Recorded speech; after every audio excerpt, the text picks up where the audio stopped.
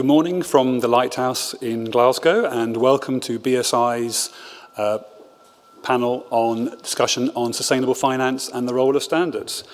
Before we start, I'd like to thank the Scottish Government for inviting us to host this event, and also for facilitating the presence on the panel of Minister Ivan McKee. I also want to express my thanks to Visit Scotland and the events team for putting together this event, and also their tireless support of it, dealing with many of our emails last week as well, so helpfully and cheerfully. I'm sure we're just one of many emails they were receiving over the weekend as well. I'd like to thank all of you who have come here this morning as well, and those of you watching online. I'll describe in a minute the format of the event. There will be Q&A. In terms of those of you watching online, I'm not sure whether or not you can post questions or whether we can receive them at this end. If you can post questions and we don't read them out, then we'll certainly put together an FAQ addressing most of the points raised as well. So like I say, thank you for joining us today. Thank you for joining us online. I'm sure it will be a very insightful event. How could it not be with such an esteemed panel? And I'm sure I'll learn a lot, and I hope you will too as well. The format of the day will be that I will ask each of the panel members to provide 5 minutes of opening remarks, and then we'll go into an open discussion, and then around about 11 o'clock or so, we'll have then some Q&A from you in the room, possibly you online as well. I know, Minister McKee, you can't stay beyond, I think, 10:40 or so, so we'll have the Minister for about an hour or so. But before I then move on to introduce Ivan McKee, can I just say a bit about BSI's own interest in this particular topic area?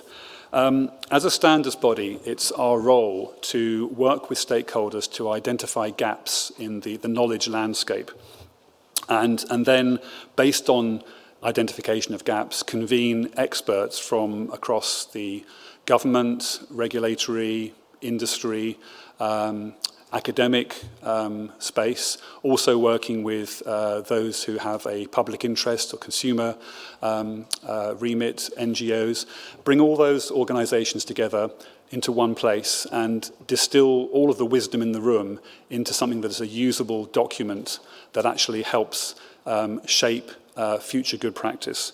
That's the standards model. That's one that has underpinned the way in which BSI has shaped standards for over 100 years, and also that underpins the model that ISO also operate under internationally as well.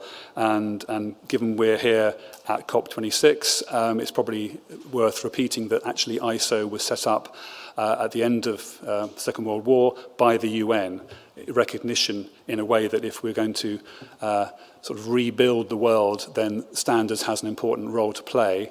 And I'm mindful of what the Chancellor said yesterday about the need to rewire the entire financial system for net zero. So this idea of remaking something, there's clearly a role there for standards of good practice. There's clearly a role for collaboration and consensus of what good looks like.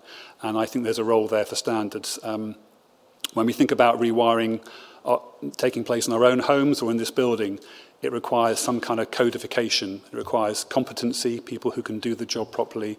It requires regulators also to be in the room to make sure that what is happening as part of that rewiring passes the legal test as well. So it's very much a collaborative effort, rewiring, and I think there's definitely a role there for standards organisations and the experts we convene to help sort of redefine that new net zero world.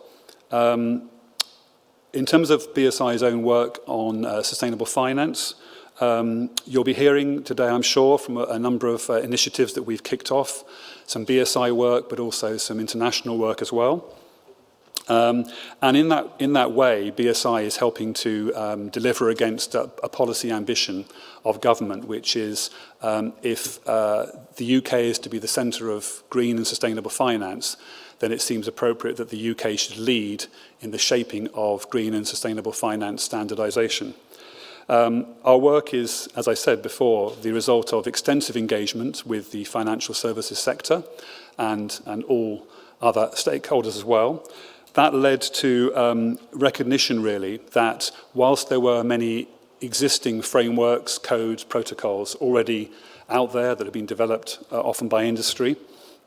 There was no single holistic program that could strengthen the impact of existing initiatives, support the financial sector as it sought and continues to seek to align to the UN SDGs and the Paris Climate Agreement, and also provide a really strong link into what we would call real economy standards that BSI and ISO have been shaping for 20 plus years. The ISO on environmental management, for example, is 25 years old this year, but also BSI and ISO have developed standards for greenhouse gas quantification and social standards as well, social responsibility, social value, and standards on governance and resilience as well. So a range of different standards there that are more than just what you might initially term as being net zero.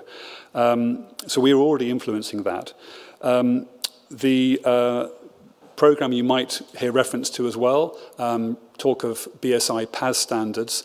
This was something that was kicked off a couple of years ago with the support of the Department for Business, Energy and Industrial Strategy, who co-funded, along with the financial services, the financial industry, a suite of standards, fast-track standards, and those were referenced in the 2019 Green Finance Strategy as well.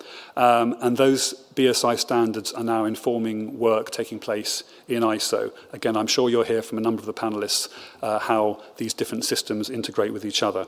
The idea of using this fast-track development process that BSI has pioneered was because it was recognized that this is an area that's fast-moving, and therefore we need to develop and define consensus at pace. Without rapid consensus, there can be no collaboration. Arguably, without collaboration, there can be no transparency and trust, and that, I think, is very much underpinning what I think we should expect to see, I think, in the financial services standards world. Those three PASs that I talked about that have been developed by BSI captured the principles of sustainable finance. Then they capture those at an organizational level and then at a product or fund level. So there is a trio of standards that, like I say, are beginning to inform international work and work together a bit like a set of Russian dolls. They have consistent terminology throughout, and therefore that means that there's more consistent and comparability in terms of how they're applied.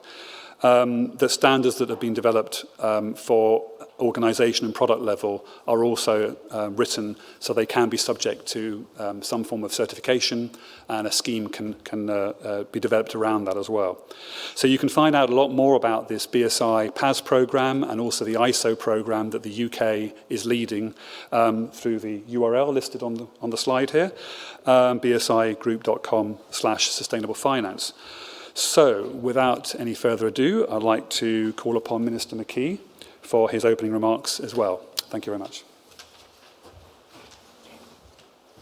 Thanks very much, and it's a great pleasure to be here this morning, and thanks very much to BSI, British Standards Institute, for bringing us together to facilitate this discussion on the role that sustainable financial standards play in greening our economy. And that was an excellent introductory run-through of many of the challenges that face us, things that we need to do to deliver net zero, but also within that a lot of opportunities as well. And I want to talk a wee bit about those and how Scotland positions itself. I suppose we're rewiring, but we're not. It's more like rewiring a 747 while it's in the air rather than rewiring a house, because things got to keep going at the same time as we're making all these changes. But it's hugely important we get that right and do it, as you said, at pace and as consistently as possible. Scotland's position in net zero, I think, is well known. We are one of the first country to declare the climate emergency. We've got a huge political focus on delivering very ambitious net zero targets with the strictest legislative framework anywhere in the world for delivering and tracking those year by year to hit net zero by 2045. We've now got about 100% of our electricity in Scotland generated from renewable resources, and we're very much focusing on decarbonisation of heat and transport. So So our focus on net zero is really very, very solid. But alongside that, of course, we've got a legacy financial services sector in Scotland that's world renowned, leading positions in asset and investment management, and a very fast growing fintech sector, which again is one of Europe's, indeed the world's leading fintech clusters. And that puts us in a really interesting place because it allows us to move forward at pace to deliver our net zero ambitions, but also to be a key part of the financial and investment infrastructure that's going to has to support that globally. Because the numbers we're talking about, of course, to deliver on net zero are staggering, hundreds of billions, trillions, to pick a number, and governments on their own can't deliver that. We'll do our part, and we've put in significant amounts of public money, but that has to be leveraged alongside very significant amounts of private investment capital. And that's only for the piece of the jigsaw, if you like, about delivering the technology and the decarbonisation of heat and transport, but also, of course, investment in vehicles and where individuals are investing their money, what corporations are working on, and the financial profile that they have. And having those standards that allow us to, as individuals, as corporations, as consumers, as citizens, to understand those green credentials is hugely important and will absolutely become increasingly so. Scotland's very much at the heart of ESG investing. Our recently launched Global Capital Investment Plan articulated that. We're home to the Global Ethical Finance Initiative, and more than a fair share of ESG investing is in Scotland as a proportion of our total financial sector. So it's a position that Scotland holds in something where we see a significant competitive advantage. So the regulation and the standards round about that, of course, are absolutely key. And it's really important, as has been said, that those are implemented on an international scale through BSI. ISO obviously been mentioned, aligning with the UN's SDGs to make sure there's a coherent system that enables those standards to be articulated, and very much transparency around about the data and accessibility to that information, so that investors understand what they're getting into and are able to compare investments on a like-for-like basis. We've clearly also got challenges as we move into this space and what is very, very much a new sector, about potential greenwashing, about the use of information that may not be all it appears to be, and again that talks to the need for those standards and that regulatory framework to be in place as quickly as possible to support a common understanding of what it is we're trying to deliver. So, looking at it from a Scottish Government point of view, as a Scottish Government Minister, the amount of time I spend talking to businesses, to investors, the amount of focus we have on net zero, we are hugely keen to be part of this process and this conversation, part of this journey, not just because it's the right thing to do to deliver net zero, and that funding is absolutely essential to that, and not just because it's the right thing to do to have transparency in those investment markets, but also because, frankly, we see a great opportunity in Scotland's financial services, our fintech sector, and other parts of our economy being at the leading edge of that, helping to implement those standards in partnership with BSI and others, and to be able to set the tone, lead the world on this, as in so much else that we are doing as part of that net zero transition. So that's, I think, enough from me from my introductory remarks. I should say I hope you're all having a wonderful time in Glasgow. The city's looking great. There's everything's really well connected. It's easy to get about. Everybody's friendly. Enjoy your days here, and make sure you come back. And if you want to relocate and come and live here and be part of this exciting journey, you're very, very welcome as well. Thank you very much. Thank you.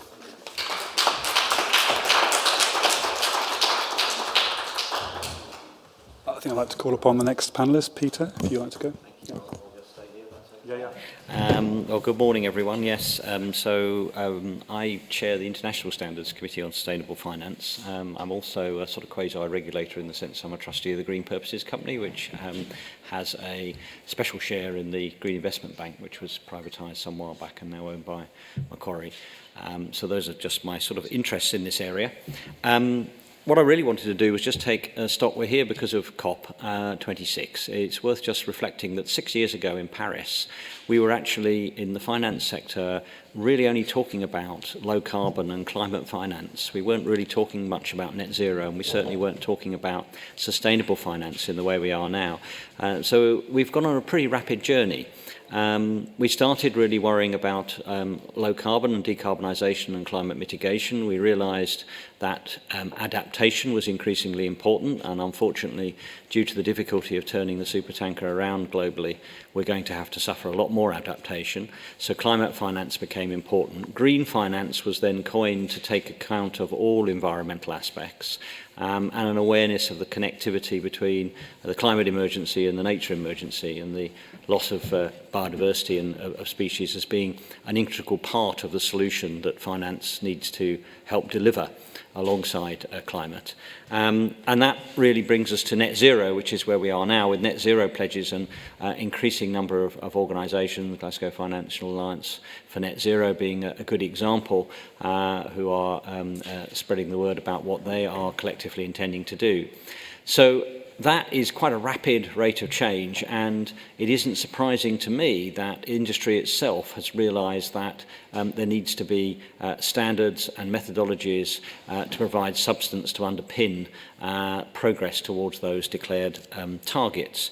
And I think it's worth reminding ourselves that there are really two main drivers in the financial world, and they are risk and our opportunity. And in terms of risk, the climate risk is something that's been very well articulated, and a lot of the work, particularly I'd highlight Mark Carney's work in terms of bringing together the international standard setters to identify methods to ensure that portfolios are de-risked and that the risks of the transition towards net zero don't leave segments of the economy stranded or investments stranded. And that is definitely a risk in certain jurisdictions and in certain sectors. And probably the most well-known is the Task Force for Climate-Related Financial Disclosure, which is sort of been adopted. And of course, we have mandatory requirements coming in the UK for listed companies on that. And we'd like to see that spread to really all companies.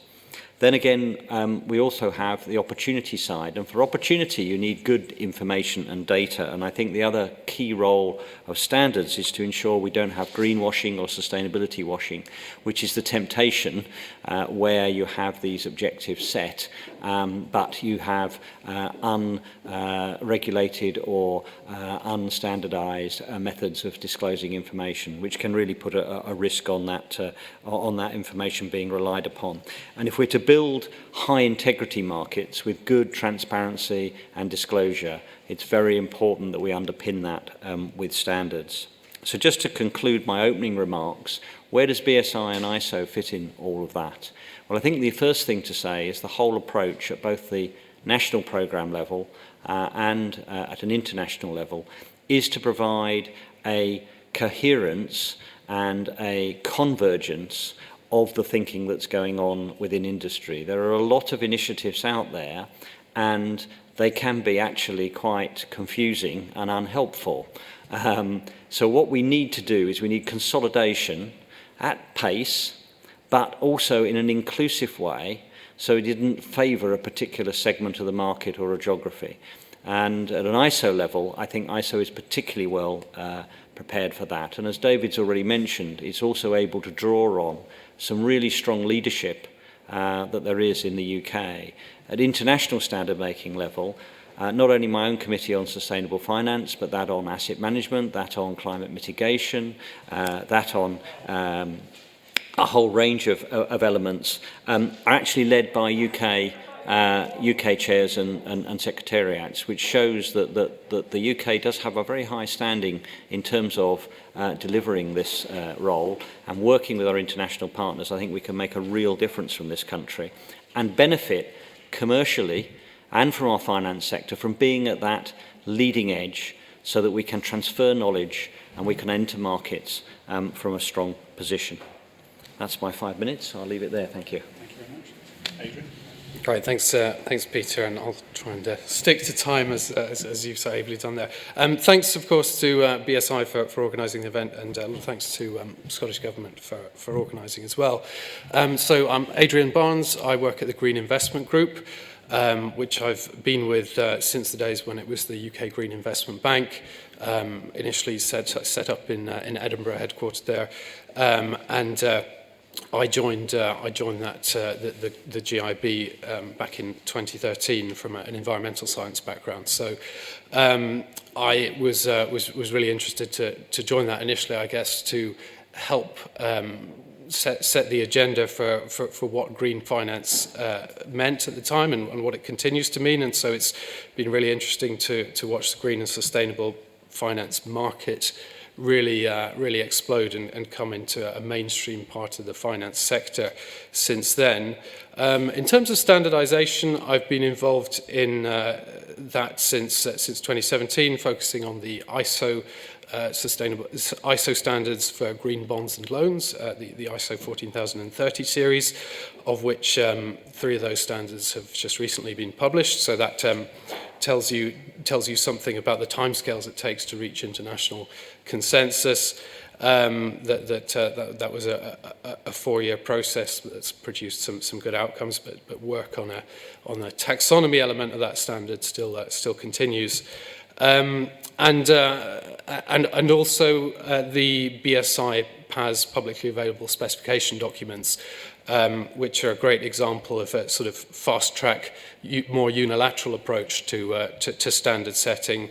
And I know certainly that the 7340 and 7341 PAS documents have been incredibly useful to actors in the finance sector as they sort of seek to improve their understanding of what sustainable finance means. And I think really that core element of improving understanding, building a common understanding, is I think really what standards are all about. Really interesting to hear David talking about the post-war origins of BSI and ISO, and I think that's highly relevant in terms of the role that standards play in consensus building and making sure that there is this common understanding of the terms and what we mean by green and what we mean by sustainable, as well as consolidating all the other information that is floating out there. As the sustainable finance sector has really grown, there's also been a plethora of initiatives that sometimes, certainly for those who are maybe career finance professionals, but without that background in sustainability, can be hard to keep track of. And certainly I've heard from finance professionals that some of these, the PAS documents, for example, are very good at consolidating this information into a digestible format and really helping people navigate that alphabet soup of upcoming standards, regulations, and initiatives. So yeah, particular interest to me is working on definitions of what we mean by green, combating those issues, the risks such as greenwashing, and I don't think it's particularly a risk of necessarily malicious greenwashing or deliberately trying to mislead the market, but certainly there have been several examples of cases in the last few years where through perhaps a lack of understanding of all of the issues around sustainability in the finance sector, there have been products or assets that have been labelled in a questioningly as being sustainable or green, and certainly the role of standards in guiding the understanding of the sector is, I think, something that's quite important, as well as preparing it for upcoming increasing regulation. And I think that's going to be a key theme. Great to have a panellist from Yasmin from FCA on the panel as well. Getting the industry ready for what will be a raft of incoming legislation. We've obviously seen a lot of the EU's sustainable finance package is coming into implementation, and with the UK's announcement of the Green Finance Roadmap, following on from the previous strategy, and even just last night's announcements on the net zero transitions, it's clear that finance institutions are going to have increasing obligations put on them, and standards and applying standards are a good way to prepare for that. Finally, I'd just say, I suppose, in regards to relevance to Scotland, and I think we'll come back to that point. Scotland obviously has huge potential, as the Minister was explaining there, just for being a leader in the green transition.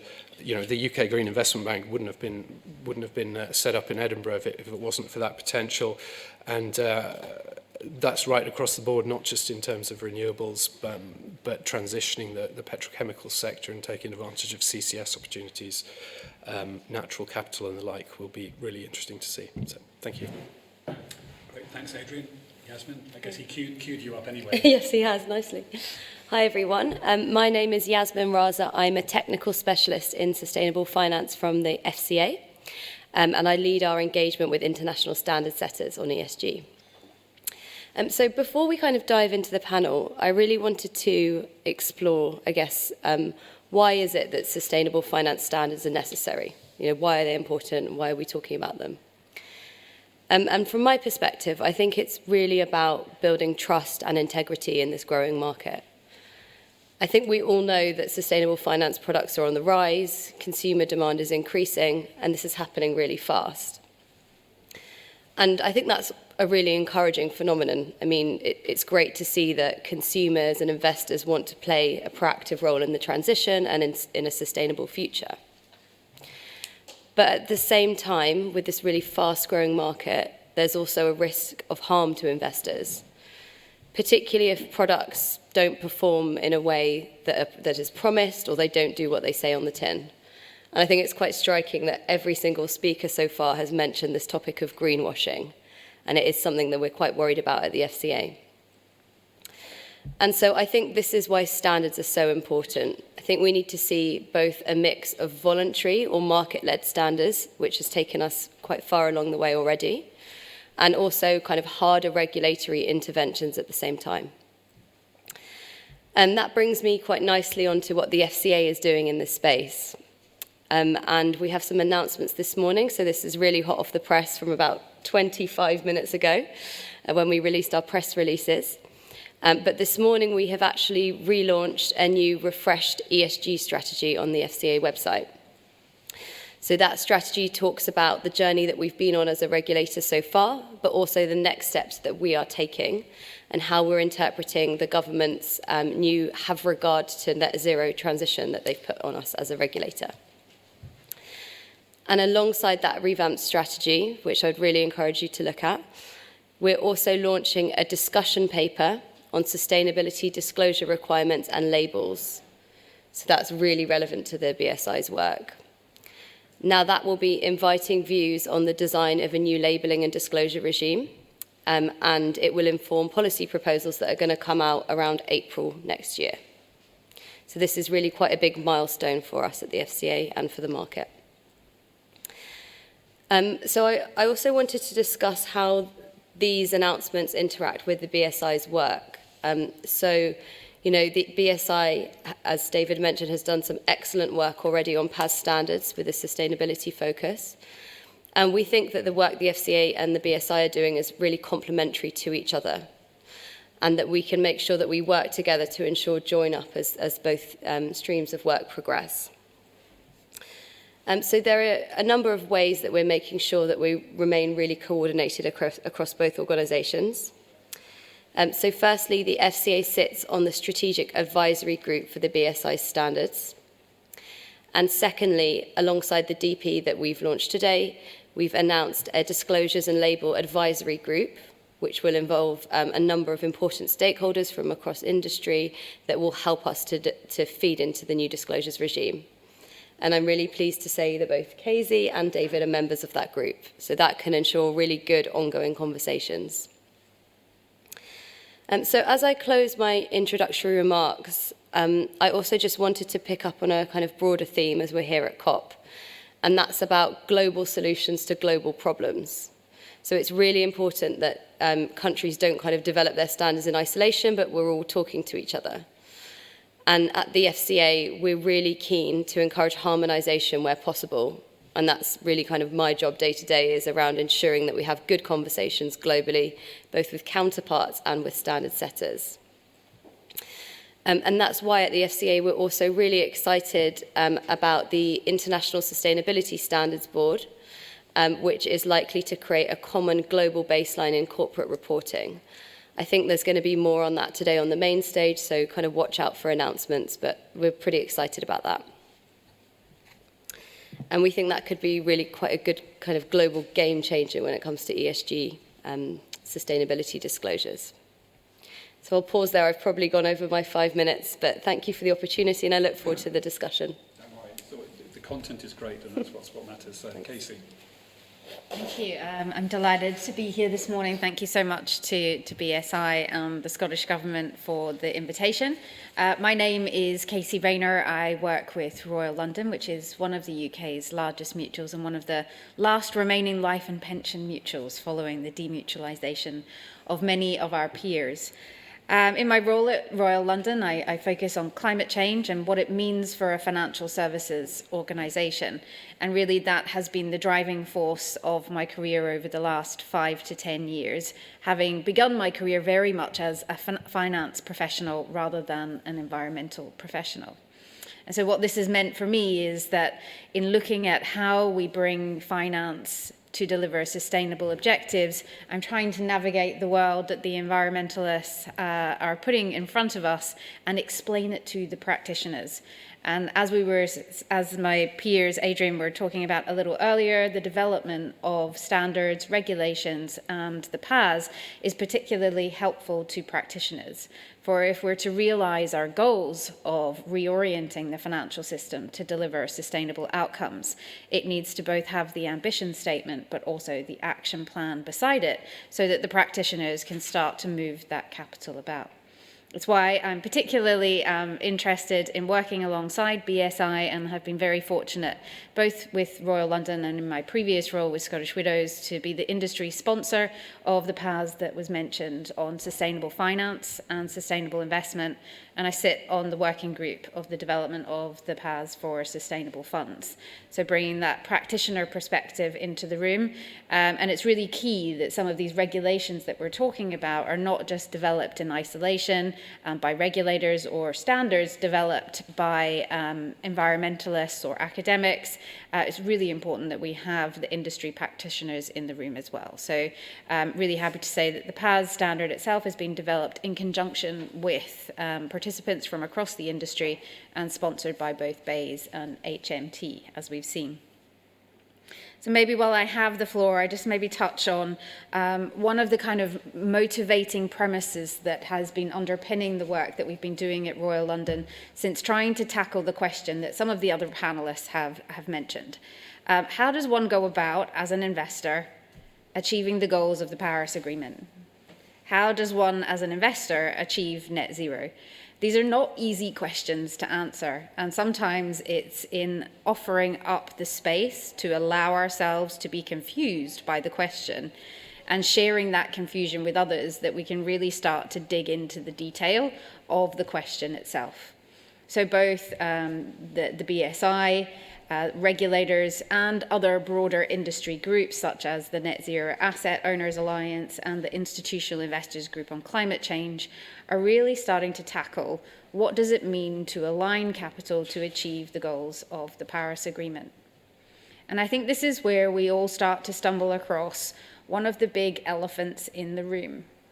So if we're all thinking about sustainable finance, and wondering how to reorient capital to achieve sustainable outcomes, what exactly is the capital that is currently sloshing around in the market doing?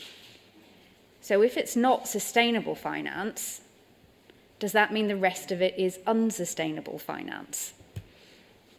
And if that's the case, how do we feel about that as a financial services sector And do we want to keep continuing to do that? And so it's causing us to question, as financial sector participants, the purpose of finance. For many of us who are financial professionals, it can become a wonderful intellectual endeavour, optimising risk and return, and being fascinated by the proliferation of asset classes. But ultimately, finance is supposed to serve a purpose, and it's supposed to deliver good societal outcomes. And in the work that BSI are doing, and many industry participants, it's calling us to remember that finance is meant to be there to serve society and deliver sustainable outcomes. It's one of the key reasons why I'm very grateful to be here working with the Scottish Government, who have understood this and woven it into their economic plans, putting well-being at the heart of the economy. And it's something that I hope as we move forward through COP26, we remember and we really challenge ourselves as financial market participants to reorient finance to achieve the goals of the Paris Agreement. And standard setting and regulations are one of the key ways that we'll be able to do that. Thank you. Great, thank you, Casey. It's interesting the references to Paris, but obviously we're not sure yet whether we'll be talking about Glasgow in a matter of weeks or days and achieving the outcomes of Glasgow. So we may have to kind of change our language somewhere there. But thank you, Casey. Hello, good morning everyone. Thank you for the invitation, David.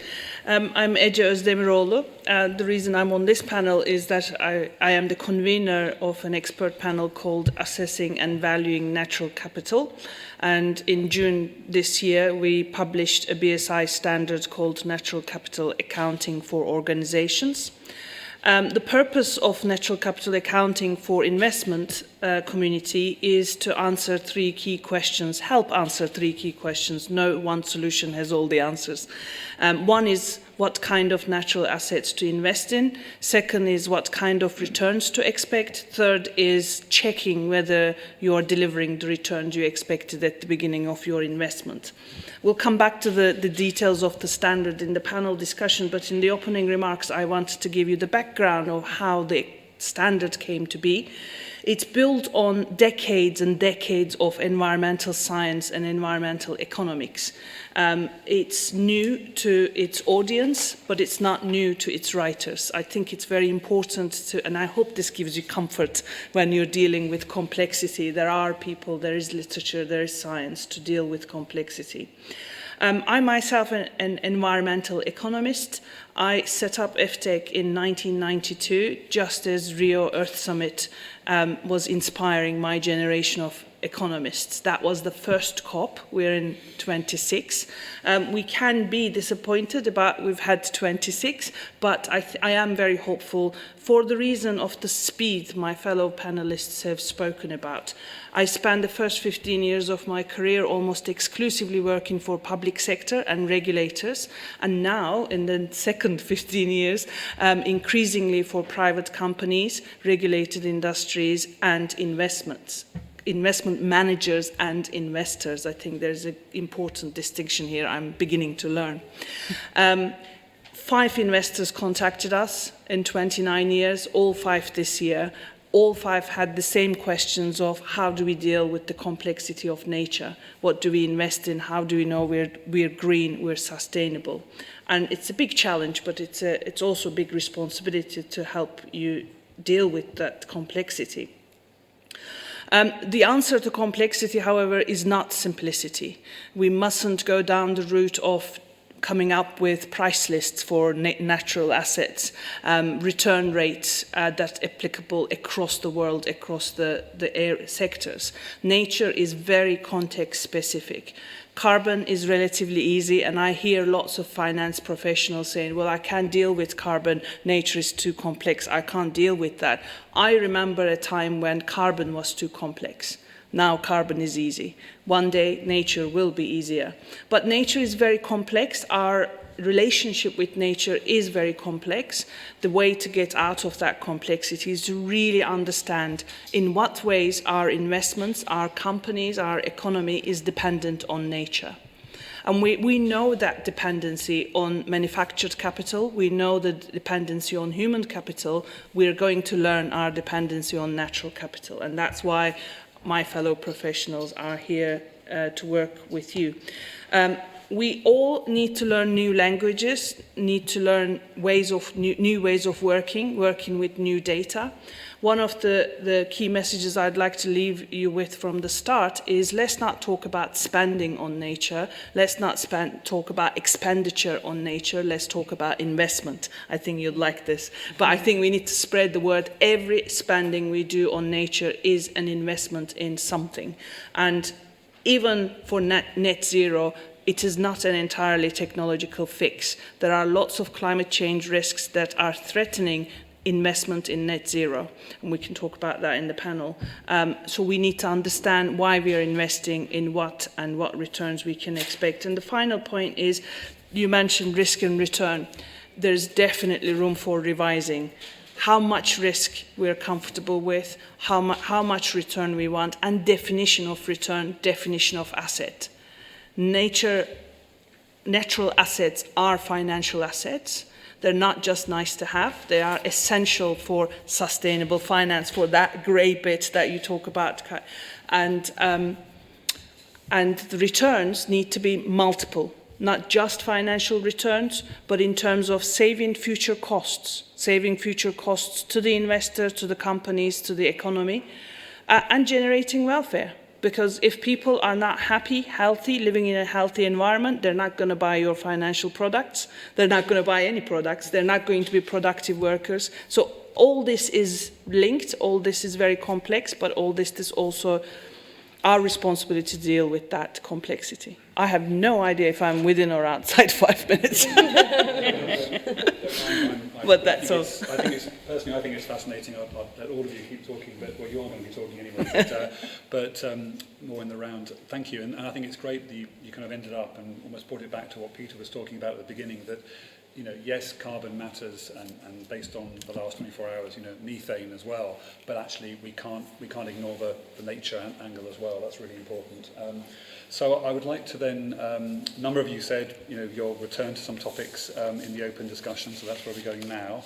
And I think all of you have talked about the fact, Adrian mentioned about the mainstreaming of where we are now in terms of sustainable finance. I think, Yasmin, you talked about, consumers demanding as well. So, maybe let's expand out on that a little bit more about what we feel the drivers of growth in demand for more sustainable financial products. I don't know who would like to start with that, but also I'd quite like to also drill into the idea of what has shaped that as well, because we talked a lot about rules and regulation and standards, but it's a two-part question. I'll stop talking now, otherwise people want to hear from you. Maybe pick up on the drivers of growth first of all, if anyone would like to start on that. Comment on that. Sure. I don't know, while the minister's with, maybe I can ask a question of the minister as well. Of course, link to that, sure. But I'll kick off first. I think the fascinating thing with the driver, I think the really good question there from Casey was around, unsustainable finance versus sustainable finance. We've got to recognise that if we don't frame the requirements, and that means framing actually the way that projects are put forward, that way that the demand is expressed, and that can be at a consumer level or more often at an organisational level or also at a government level, which is where I'll be going in a minute. If you frame the questions in the right way, mindful of the SDGs as a whole, mindful of the interlinked nature that the panel I think has expressed really well of the elements of sustainability, then that will help the financial industry align their goals to actually delivering the projects that you want. And that growth we've got, is really exponential at the moment. But the reason why greenwashing and sustainability washing is such a concern is there will be a credibility moment where people will look out the window at what's happening around them and they'll say, have things really changed that much? And yet I'm being told that suddenly, nearly all the financial activity is sustainable. So it's very important we get that sort of pipeline right. And I just want to come back to Scotland on that, because I think Scotland's got a fantastic... Minister, you just sort of mentioned in passing the fact that all of the electricity in Scotland is now renewable. Well, that's a fantastic achievement. There are very few places in the world where you can say that. I live in Inverness. We export a vast excess of renewable energy over and beyond what we need in the Highland community. But the Highland community is still an old-style economy with many, many elements of the economy still with massive carbon footprints and massive elements of inequality and welfare issues and unsustainability. So my question, if I can sort of turn around to the Minister, is actually whether he can sort of identify a few of the things that his government is looking to do to provide the momentum behind the requirements of finance, of project developers to deliver those future activities in a sustainable way rather than in a narrow way which maybe sort of ticks one box but actually doesn't deliver a lot of these other SDG goals. Well, okay. In terms of, you're talking about housing development, other industrial development, government procurement, Okay. They might mention the Scottish National Investment Bank. Yes, indeed. So, I mean, there's a whole range of things happening right across government. You mentioned procurement. We spent £13.5 billion through the public sector in Scotland. We've now got sustainable procurement duty in play, which means that those considerations are part of that process. In terms of the impact of procurement decisions on community, on the fair work agenda, which is hugely important to us in payment of the real living wage, a particular focus on small and medium-sized enterprise, where we've got now more than our fair share, if you want to look at it through that perspective, of procurement is directed at SMEs that benefit from that. So there's a whole range of activities within that procurement piece to move those decisions in a direction that are more sustainable, more community-focused and more focused on net zero. The Scottish National Investment Bank, again, mission-driven, it's going to grow to a £2 billion investment over time. And again, the decisions it makes on investing patient capital around about sustainability, the net zero impact of those investments. And if you look at investment in housing stock or investment in other activities, it's getting that, being able to move all of the pieces of the jigsaw forward at the same time, because you need the technology to be able to design the let's say housing stock to meet those standards. Our construction innovation centres focused on that. You need the supply chain to be able to supply that. So we've got work on supply chain development programme that's focused on that. You need the skills in place to be able to manufacture those products and then install them in houses. So we've got work going on in our Green Skills Fund to support that. And you need obviously the standards to be able to say, have you met the right standard? So that those standards are moving up all the time. In Glasgow in particular, the Glasgow standard on social housing stock is, I mean, it's higher than I think any other standard in the country. So all of that needs to move forward, and the trick is getting the supply and the demand and the standards and the investment all moving at the same time. And you're right, if you talk about parts of Scotland, the Highlands as an example, the amount of fuel poverty there, frankly, is still a huge issue. There's a lot of work going on to tackle that. But we need investment there, but we also massive retrofit of many properties with heat pumps, with upgraded insulation, which makes a huge difference in terms of the efficiency, but also, frankly, in terms of the cost to families and individuals of heating their home. And at the end of the day, that, to some extent, is one of the elephants in the room, because a lot of this stuff we can do and talk about. But if you're in a low-income household in a low-income community, and the cost of making those upgrades is significant, then you've got a real challenge. And how do you address it and go over that barrier? So maybe I've answered your question with a lot more questions, but that's some of the stuff that we're doing. I mean, one of the things I was going to ask maybe later on actually, but also I wanted to make sure you were in the room when that time came round, was about the role of government. So anyway, Peter, I think, has sort of taken us down in that direction, which is great. Thank you. I mean, in terms of the other drivers, I mean, Yasmin, you talked about consumer demand as well. I mean, anyone else got an opinion on that, or anyone else like to come back to what the minister's spoken to as well? But just this idea of the mainstream of sustainable finance, if that's the term, and where it's come from, it's partly it can be led by government. And by the way, it'd be wrong of me to not point out there is an ISO standard for sustainable procurement. But anyone else want to talk about maybe the consumer market angle, Casey? Yeah, so Royal London has a strong heritage in offering sustainable funds, which comes from the merger of the Co-op into Royal London. And they were doing quite well, they were quite small, quite niche, and then over the course of the last 3 years, much like everybody else in the industry, we've seen the investment kind of boom and triple in size. And we've been asking ourselves that question as well. Why are so many people moving money into a sustainable fund? What's driving this shift in behavior? And I think part of it is we've created an invested generation, right? Through introducing auto-enrollment, we've taken a whole swathe of people who perhaps never had any exposure to financial markets before and introduced them to financial markets. So we've created this new consumer who perhaps once they had got their savings set up, started asking questions about where is that invested. So I think that piece around financial literacy and introducing people to the financial markets has kind of allowed people to start asking questions.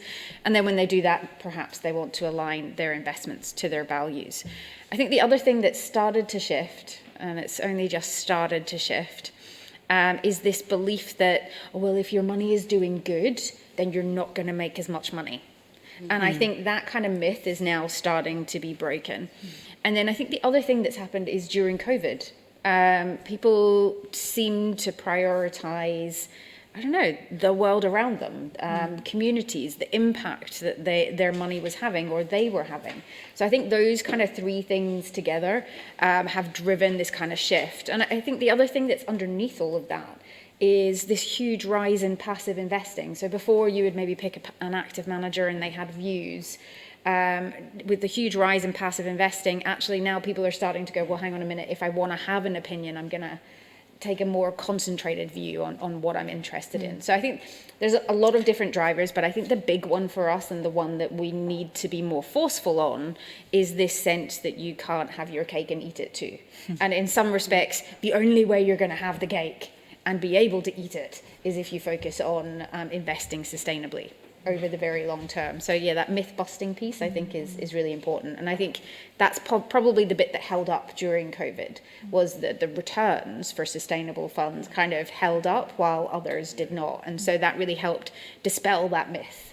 But we've got more to do on that front. It's interesting. I mean, Peter mentioned this idea of people looking out the window and saying, actually, well, what's really changed? I mean, the phrase "Build Back Better" was used and is continually being used, and that's it's a slogan as such, but it's one we can all recognise. But I suppose that the challenge then for the industry is if people say, I'm going to invest in that because I do want to see building back better, but then if in 2 years down the line they sense maybe nothing has quite moved as much as I thought it was, they might then, as consumers, say, well, the financial services industry kind of let us down a bit because, and I know I'm being simplistic, but I mean, there is that sort of potential for disconnect, I suppose. But I mean, Ajay? Yeah, so I mean, I totally agree with your assessment about changing demand. I just wanted to really acknowledge the power of social conversations that changes that demand. These things don't happen in closed doors in panels like this, or alone at least. People on the street, people on social media, NGOs, that creating not pressure, but creating a space where we can talk about these things and think about these things is what's driving people saying, where's my pension?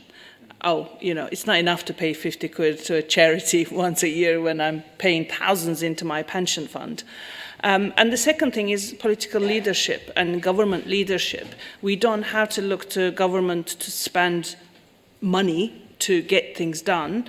I think it's very powerful that regulations are in place, that the direction of travel is signalled from the top, and then all my fellow good panelists will create the products that will go that way. And I think those two things have to come together with the individual demand, because I think our challenge now in this fantastically exciting time when everything is moving fast is to sustain it and not disappoint people from what Peter is saying. So there's a people power component there. Adrian, let's come back on some of those points. Yeah, sure. I just wanted to, I guess, elaborate on that as well by saying that there is this virtuous cycle that I think has been created whereby even if there's a small amount of underlying pressure from, say, beneficiaries to generate improved social or environmental change, you know, it doesn't necessarily matter that actually it's not the majority of people, I think, to be honest, who are going and logging into their pensions platform and thinking, I really must reallocate my pension funds to this particular fund. I think, unfortunately, that's still a minority activity for most people who are putting towards a pension pot, but it would be great to see less friction in that area. But actually what it's meant is there's now this perception associated with environmentally or socially harmful assets or products or companies that their future value is being eroded. And it's not just about looking to invest in, you know, visibly sustainable green labelled infrastructure or companies or activities or products. Because although that's a very strong part of the market, it's also about the strong pressures have been generated to drive transition plans in those areas of the economy that don't currently fit into that kind of sustainable bucket. The stuff that Casey was asking, is it not sustainable? You know, to the state now that if you're trading in any kind of assets, even ones that aren't particularly green labelled, you're going to be asked a lot more questions about environmental, social and governance issues than you ever were before. Now that does create a risk of greenwashing. I think that everyone's explored, in that if there's this desperation, you know, in order to trade this commodity or to sell this asset or to market this product, I need to have that green hook. And therefore, that's going to create an incentive, evidently, for people to try and over-egg its environmental, social credentials. And yeah, that comes back to regulation as much as standards for making sure that's eliminated. So there's a kind of grassroots kind of angle to this, but I mean, when it comes to something like consumer protection, there's obviously clearly a role for government, and you've explained before in your response to Peter's question about sort of big infrastructure projects and the like, but I mean, clearly there is still a need there for policy owners to sort of occupy the space, to sort of set the right kind of conditions in a way for how a market can function, and then work in collaboration with regulators and market players as well. No, absolutely, and I think it's a fascinating discussion. I think to some extent, if you look at drivers, I'm kind of sitting here thinking you can kind of turn that on its head and look at, well, we have created a situation where there is that demand for ESG and for sustainable finance, and it's coming from consumers and investors, and it's coming from folks that are marching up and down the street protesting at the moment about what's happening with the climate, and it's come from people recognising that there's opportunity there, and people recognising that government's putting money in, so they want to be that's helping to stimulate other activities. So I think there's a whole range of drivers. But if you look at that as a success, and I think you're right, there's a long more to go, a long road still to go in terms of the number of investors and individuals that are conscious on ESG investments.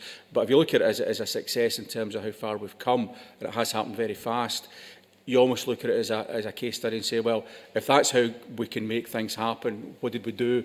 Why was it successful? How do we do more of it going forward? And I think it comes down to that policy piece, setting the direction from government. The signal, I think, is important. Government money going in, and in the big scheme of things, as I said before, that is not the big numbers. The big numbers will come from the private sector, but government putting something in there to get the thing started and signal, I think, makes a difference to move the market. And frankly, the conversations, as you said, in communities and families, what's on the media, that just raises the whole profile of consciousness. So I think it's a combination of all of those things that starts to move the dial. And and from a government point of view, it's really interesting just to watch that and figure out how do we recreate that and keep the momentum going here, but also influence in other policy areas where we want to shift the dial as well.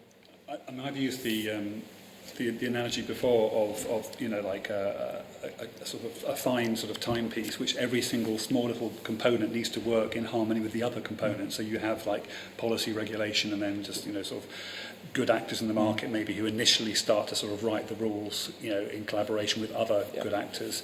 So actually maybe a good point to actually... I wish it was as precise as that. It's much more messy, let me tell you.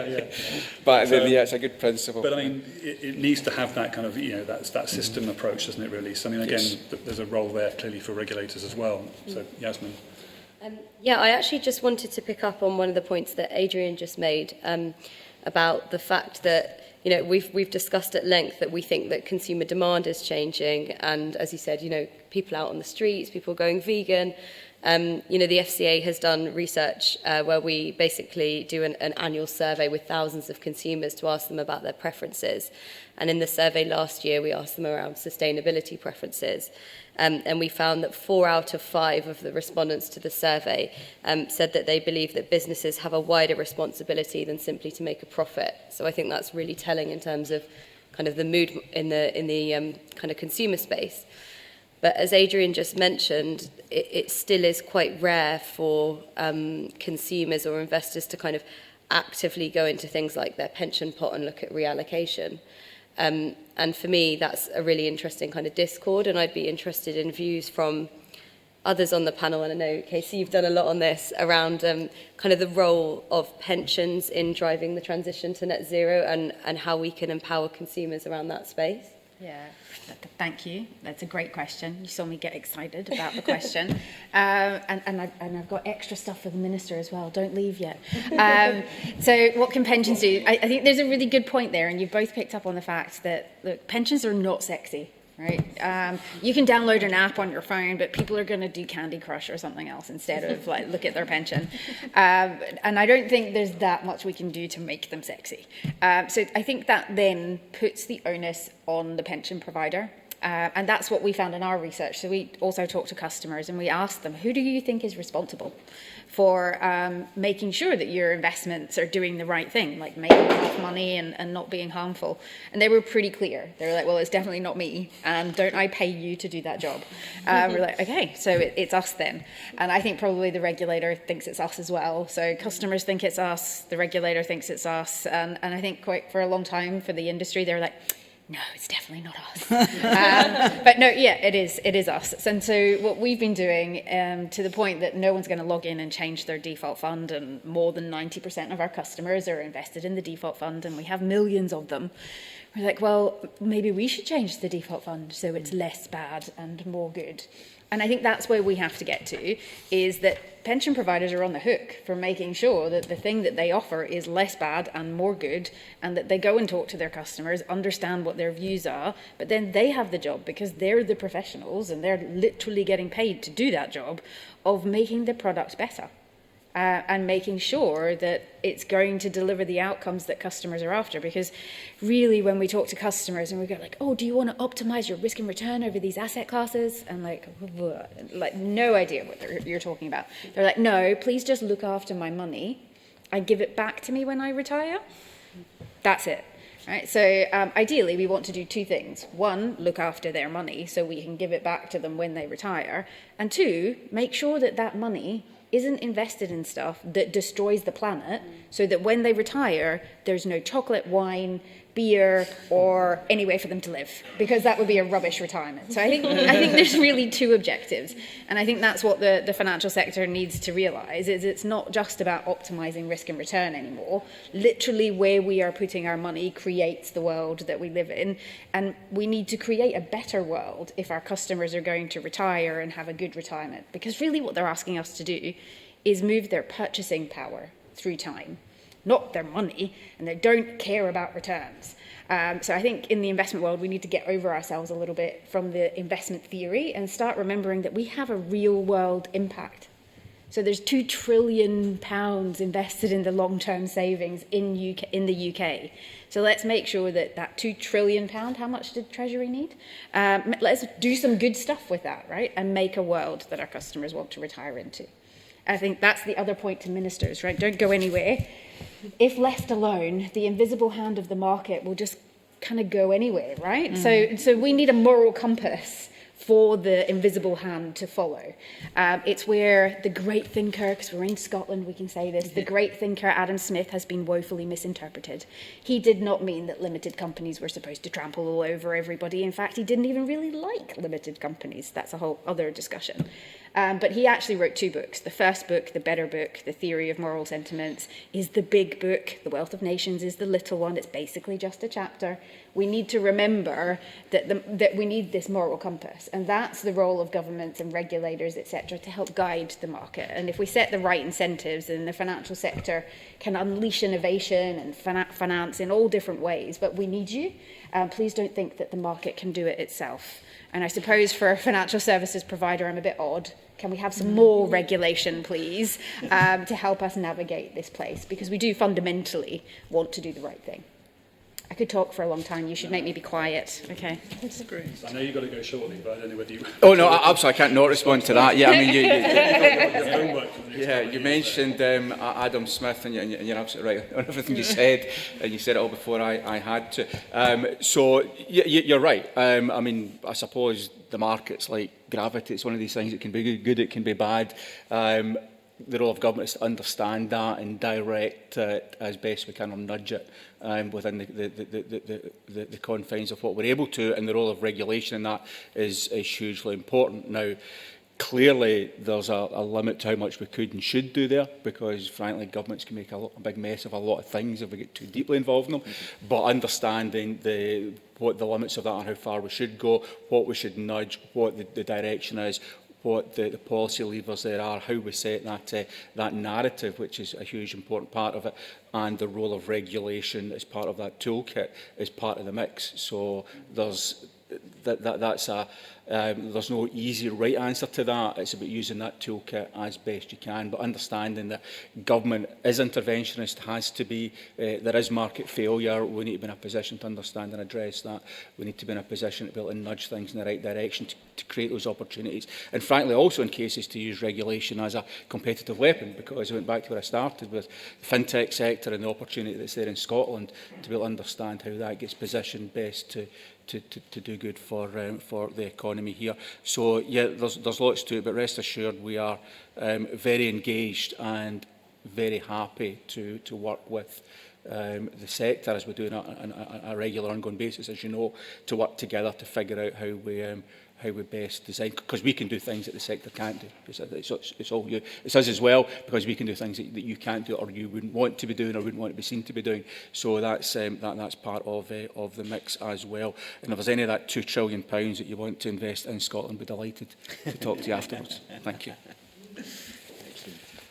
I think I'm pretty much done. Yeah, I've got the Argyll Chamber of Commerce waiting for me patiently online to talk about all things, probably including fuel poverty. So there you go. Oh, there you go. Excellent. That's been really useful. Thank you so much. Actually, well, I'll ask you to show your appreciation, Mr. McKee. But actually, it's been great to have you actually within that dynamic and actually being gracious enough to take some questions from the panel as well. So, delighted to do that. Express your opinion to Mr. McKee for his time with us today, and we'll move on to some other questions. Sure. And if anyone wants to follow up with anything, get in touch. Okay. Brilliant. Thank you. Brilliant. Thank you very much. Thank you. Thanks.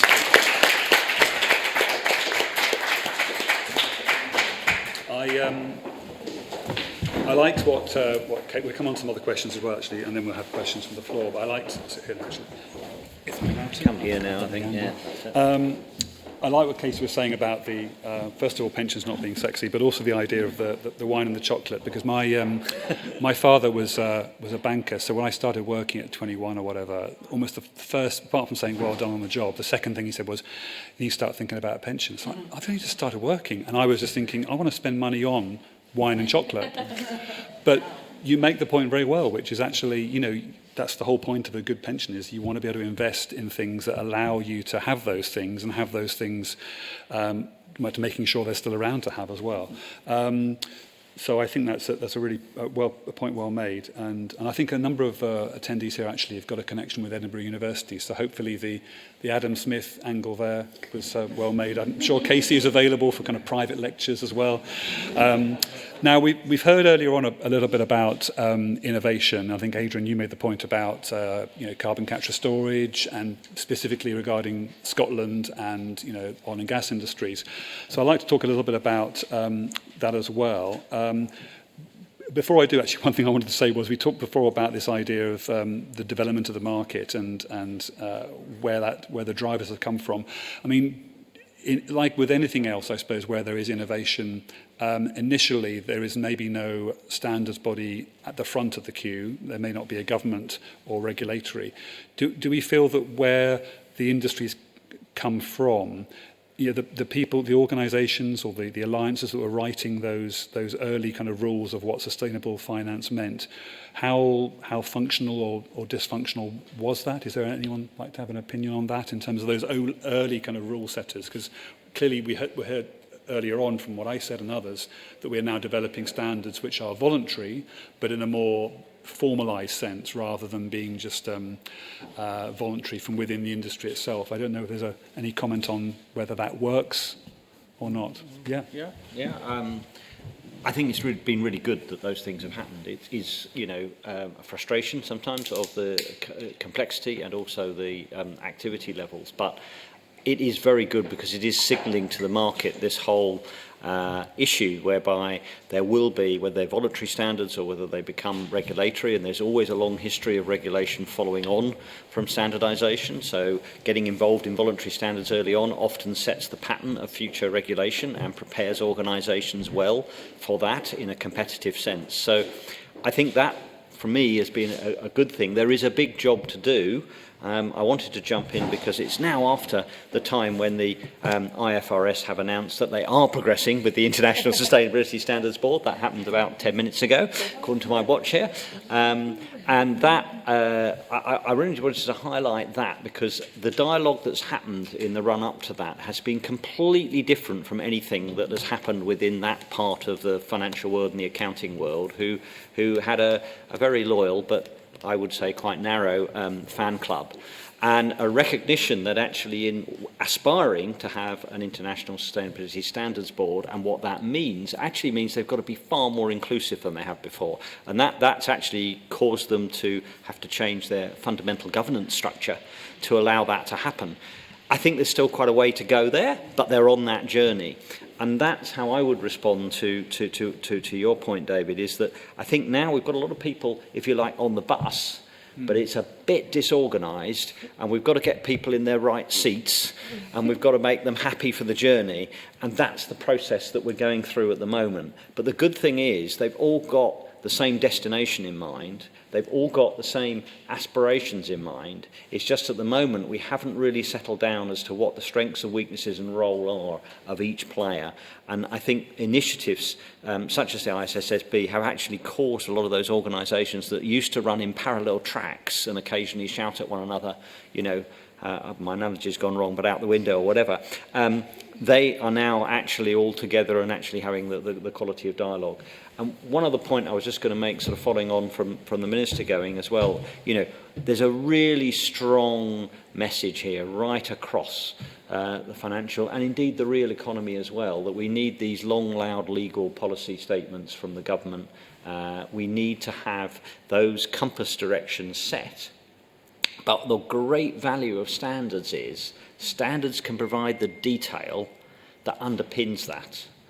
And if in a way what we need to do is we need to get the government role to raise the ambition and to have that holistic view, and also to play their role as a communicator to the public to actually explain this stuff and why it's happening. And then the standards have a fantastic role to underpin that with the detail of how and what you actually do to achieve those things and to protect the consumer and society from this greenwashing, sustainability washing risk. Adrian. Yeah, sure. And I guess just coming back to your question about, you know, where did sustainable finance standards and best practice come from, and did they get it right? You know, there's been institutions working on ESG issues for at least the last 30 years or so. And if you sort of look at Generation 1, I think very strongly led by the multilateral development banks, who started out with good practice from an environmental, social and governance safeguarding point of view, so about delivering development and not causing harm. And a lot of the frameworks that were put in place by those initial actors, such as the IFC performance standards, the Equator principles, the principles for responsible investment, those frameworks remain in place today, and they're respected and trusted. But I think the point is that they've evolved over time. They've not stayed still, and standards and regulation will never be able to stay still. You look then at generation 2 of the impact investors, who are not just trying to prevent doing harm, but actually deliver some benefit, and I'd probably count UK Green Investment Bank and subsequently GIG amongst that cohort. That sort of generation of investors and financial institutions have played a strong role in setting out the current standards. Now generation 3 is not actually just a specific subset of investors. It's everyone needs to be involved in delivering the transition. And I think there's a lot of areas in which those previous generations have not really been actively involved, that really need some work on how do we interpret the principles of sustainable finance into new areas. And I think a really massive one is publicly listed companies and assets, because Casey was talking about the trillions of pounds or dollars or whatever that are sloshing around. A lot of that goes into publicly listed assets or investments. And whilst in the private equity world or the project finance world, there's a sort of good tradition of ESG due diligence and understanding your asset and working out where its potential risks and harms are and its benefits and opportunities. You aggregate that up to a listed company, and it's so opaque because there aren't really those disclosure frameworks in place. It's very hard for someone looking to invest in those kind of assets to say, these are more sustainable or less sustainable than the others. And I think it will be great to see standards and regulation, and things like, as well as the EU Sustainable Finance Package, the SFDR, etc. The UK government announced sustainability disclosure requirements, and last night's net zero aligned financial centre announcement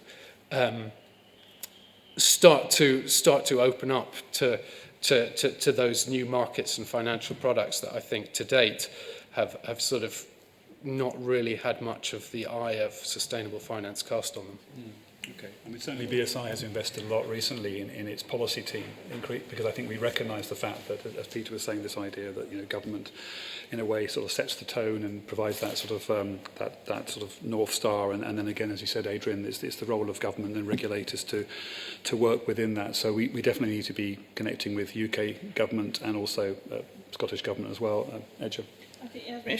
I want to respond to the challenge that Adrian said, so maybe if it's related, go first. Just a quick point on the point that Adrian made around listed issuers and really needing good information flows. So about a year and a half ago, I joined an IOSCO Sustainable Finance Task Force, which is essentially a group of kind of global securities regulators that come together to talk about common problems.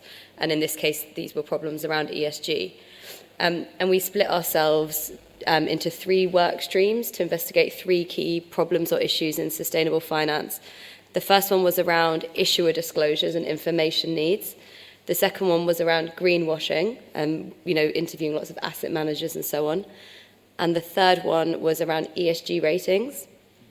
And being involved across all 3, I think the thing that really struck me was the common message when you talk to both regulators and industry globally. Across all 3 themes, they were all saying the same thing, which is we need better information right at the bottom of the investment chain. We need the listed issuers, we need corporates to have some kind of global comparability and to be telling us about their sustainability characteristics, because if they don't, then how are the asset managers going to do it? And I think that's why, personally, I'm so excited about this now live announcement from the IFRS Foundation, because that is really what they're trying to do, and it's also a global solution. So I think you know, obviously we can't preempt how this is going to work out, but having kind of globally comparable standards from corporates will really help, I think, in the long term. Pass to you. Thank you. Okay, so we didn't plan this, but this opens up the opportunity for me to talk about the BSI 8632, which is on natural capital accounting, because it's designed exactly to respond to this better, more joined up information needs, bottom up. I think summarized it better than I could. Because at the moment what we have is financial accounts about the financial assets, about manufactured capital, and about the market returns to investing in nature. On the other hand, you have ESG metrics that are about the operations of the company or assets that you're investing in. I think very few of the ESG indicators talk about the dependency of the company on nature and the risks, projected risks to the company or your investment, say like climate change or the rate of exploitation, rate of pollution, things like that, right? So what natural capital accounting does is pulls in information from financial accounts, from ESG analysis, from science, economics, social sciences, etc., whatever is relevant, pulls in this myriad of units, lots of different data, and tries to summarize it in a format that is familiar to decision makers like yourselves, like the company boards.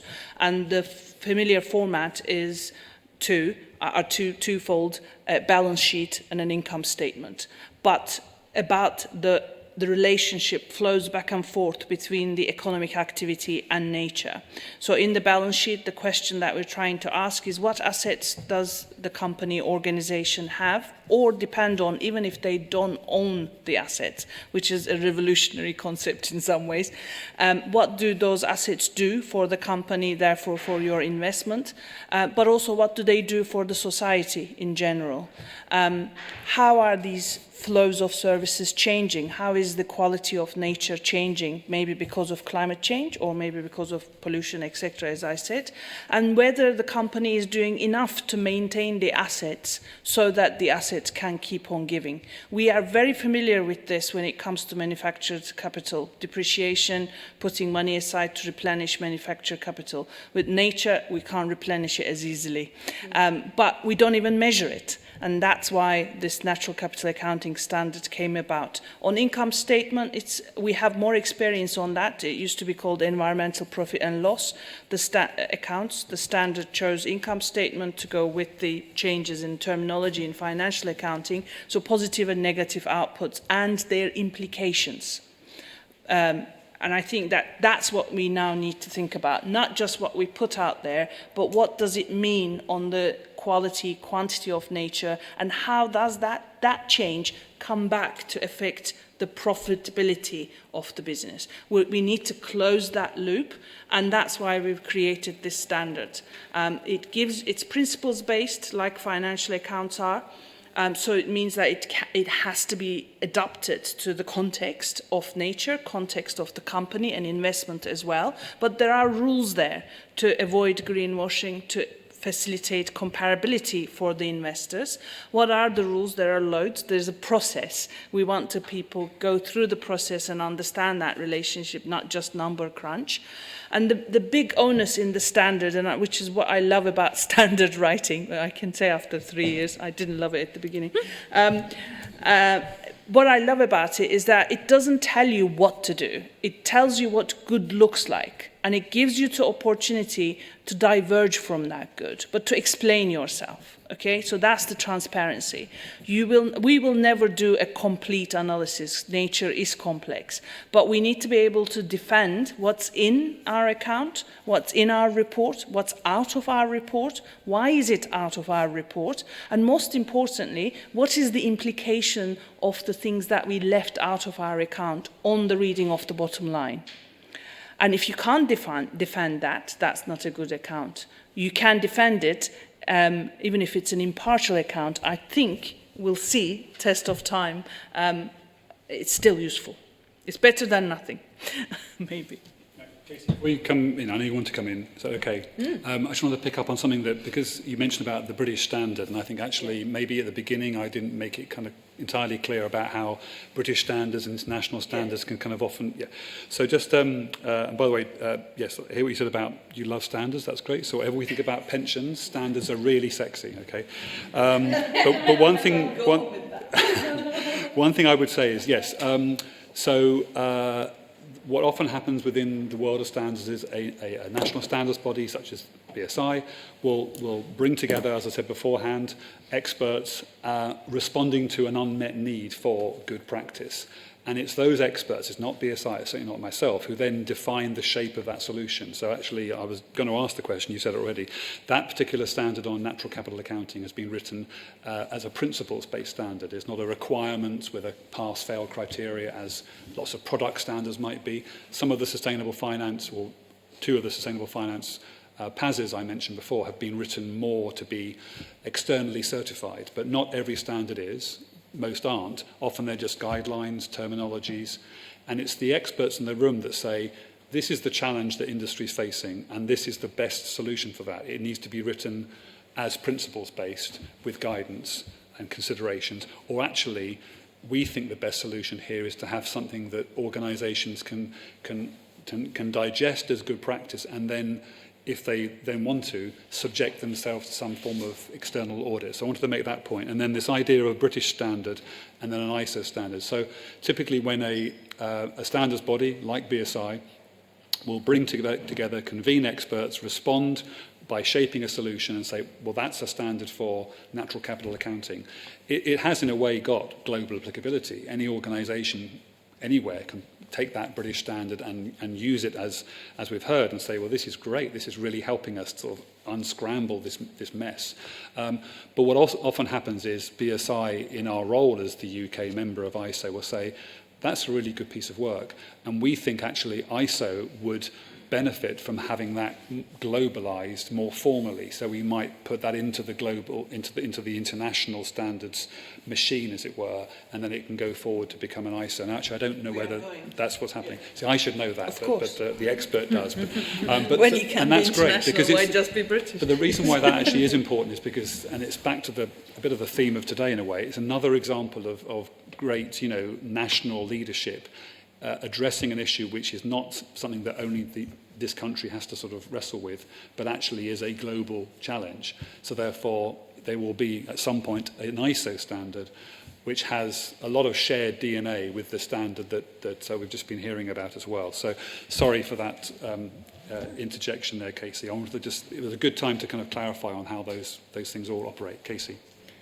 Yeah, and just maybe to respond to parts of the conversation that have gone on in your question around how was the development at the start. I think two things. One, when we're developing standards for anyone that's been involved in them, I think much like doing a marathon, not that I've ever done a marathon, much like doing a marathon, the training is horrible and doing the marathon is horrible, and then at the end you feel really good. That's kind of what it's like with a standard. So retrospectively you're like, yeah, that was awesome, but it was quite a painful process as you go through it, but a really constructive painful process, trying to wind back from this hole that I'm digging myself now. But I guess that's part of it, right, is it's meant to kind of be sort of painful because you're bringing something to life that didn't exist before. And so every standard that we write today stands on the shoulders of the standards that were previously written in the blood, sweat and tears of everybody else. So I think it's this iterative process. So we should expect that the standards written today are better than the standards written 20 years ago because we're standing on their shoulders. And I think that then leads into the second bit, which is we need to be willing to tell the people who wrote the standards today, the people who are writing them tomorrow need to be willing to rip them up too, right? And I think when you were talking about the kind of natural capital standard and saying it's better than nothing, what it strikes me is lots of regulation and standards is kind of dealing with the presenting problem, which is that companies are doing stuff that is not particularly helpful to the planet. And the reason they're doing that is because at the heart of a company structure, they have a legal obligation, so the directors of the company have a legal obligation to prioritize the profit of the company. And nobody questions that, right? But we wrote that rule. That is the rule of the game that we're all playing, and we wrote the rules. And just like standards that need to be reviewed and rewritten, maybe that needs to be reviewed and rewritten. Because essentially when we do engagement with a company, we're like, can you please look after the environment better? And they're like, yes, we can, but we're still going to prioritize profit. Like, well, maybe we need to be giving them some new objectives to optimize for. So I guess my point is we need to be willing to change the rules of the game if we want to have a different outcome. And that applies not just to standards and regulations, but to legal structures as well. Yeah, actually, I want to go on. Can I just absolutely spot on as a campaigner for that. And we have had some movement. We had some change in the fiduciary duties. You were saying about pensions aren't sexy. Unfortunately, changing company law is really unsexy. So we've lost a politician today, but when you're talking to government, of all their priorities, they go, but nobody's going to even want to be interested in that. Yet it's the most fundamental thing we could do to change things. So please continue to campaign on that front. I feel like that could be quite sexy. I'm getting a theme emerging from this panel here. It could be the coffee. One thing I'd say actually to the point about reviewing. One thing that actually again is sort of baked into the standards making process, either at BSI or within ISO, is the fact that all standards are subject to a review period. So therefore, the actual committee and many committee members are on this panel now, will then, through a certain cycle, say, does this standard still work? And it's the point Casey made about the fact that actually we wrote this maybe 10 years ago and maybe things need to be sort of updated. So within 5 years, every international standard is reviewed.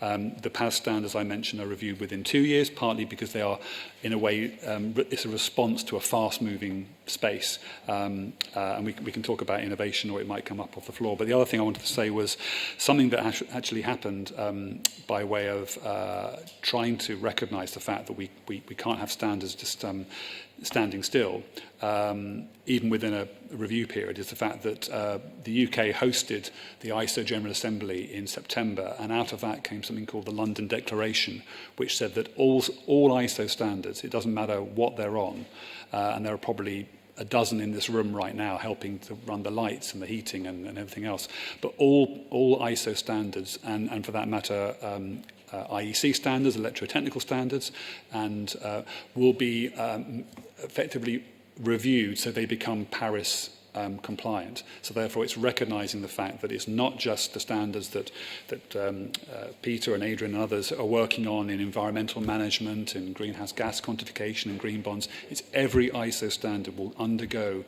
a process whereby it becomes Paris compliant, and it's the impact of that subject matter in terms of climate action is recognised and adjusted where necessary. So that is something else to bear in mind. I did want to sort of one point talk about innovation and fintech and the like, but I'm also conscious of the fact that the schedule did say we'd have half an hour for questions. So I think we'll stop there and maybe say, let's go to the floor for questions, Q&A from those, and it could be that it might be we're having some through Slido, I don't know, but let's focus on the ones we're getting in the room at the moment. Does anyone like to pose a question to the panel here? It could be about chocolate or pensions or standards or anything else you want to. And I don't know how this is going to work. Is it the case of? Oh, that's why you were doing that. Sorry, I thought you were holding your mobile. So we've got a mobile mic for questions from the floor. Who would like to go first? I think this gentleman down the front here.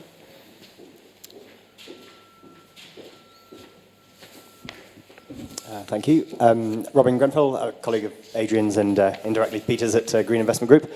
I just have a question about keeping pace with scientific knowledge and understanding, to actually point about, in particular, carbon is well understood as a key indicator of climate change, and that there is emerging knowledge about the indicators that will lead us towards understanding biodiversity impacts and indeed opportunities. So just interested in the panel's view on how to design standards and indeed perhaps regulation to keep pace with that scientific understanding. I feel almost as if, Adrian, maybe you should be the first to respond to that, perhaps. I don't know, but you can do, obviously.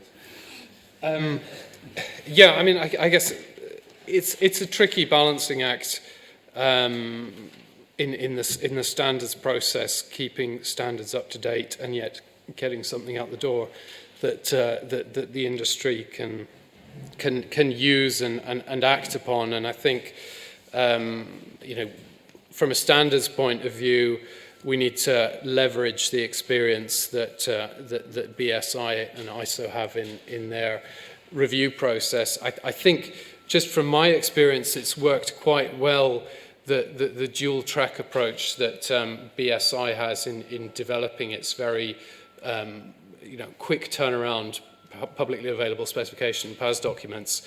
You know, that can be done in less than a year, and so the you know, some of the PAS documents provide a pretty good snapshot of the state of the market and the state of good practice and the state of good science. You know, a snapshot that's probably only valid for another year or two at best, because it's moving so quickly.